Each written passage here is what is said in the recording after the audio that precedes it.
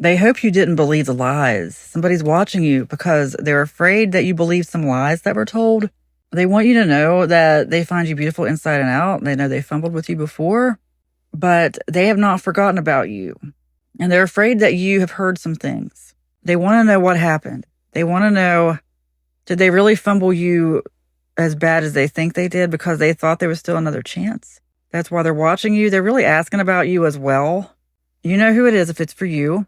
They wish there was something they could do differently to change your mind. Like they feel like you caused them to wreck on purpose. Weird. Like I'm getting a feeling of someone driving a car and a person in the passenger seat reaches over and takes the steering wheel. They feel like that's what happened. Like you did that, although they're the ones who fumbled. Like maybe you had to do that. Whatever this is a really deep, interesting history you have with this person.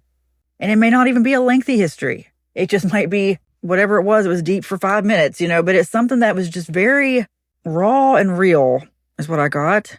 They feel very lucky to have come across you, but they feel very unlucky that maybe you had some friends in common.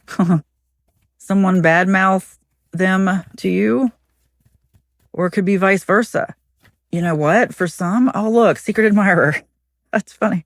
Watching you, secret admirer. For some, it's the other way around. Maybe you heard some things about this person. Like maybe they heard some things about you and they want you to know that they're not bothered by it. They might have heard some really weird stuff. That's what I got. Weird stuff. Like someone might have really heard some weird things about you, but they want you to know that they're still admiring you.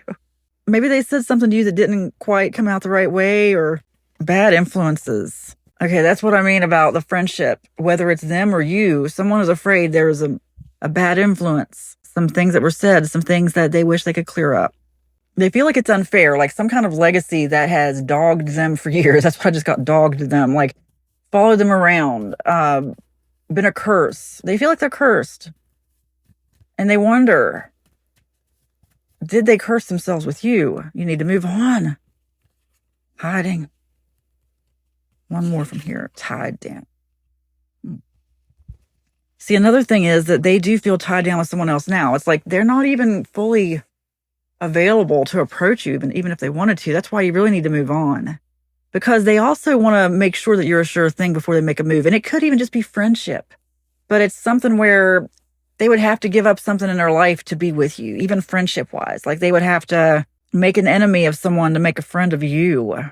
So they're hiding. I'm really getting like some small town drama behind this. If not small town, small industry, small neighborhood. Because you know what's funny is even in some of these larger cities, I have found this, even though it might be, hundreds of thousands of people employed in that city, if you're in a certain industry, it's a very small world, very small.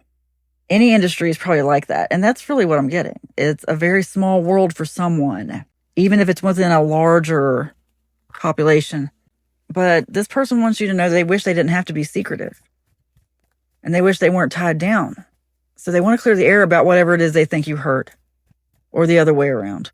And they've just heard people like really try to ruin your name, possibly. Or maybe that's what you're afraid of. Or they're afraid of. One or the other. But there's some bad influences here. But if this is meant to happen, it's going to happen. You have positive thoughts. They came out earlier.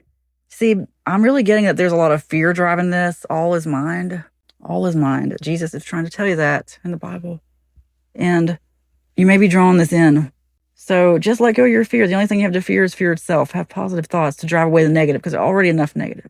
This person doesn't want to hide anymore. If you want to talk to them, you can manifest a meeting. But for now, you need to move on. And you have positive thoughts. It is spoken. It is written. And so it is. Amen.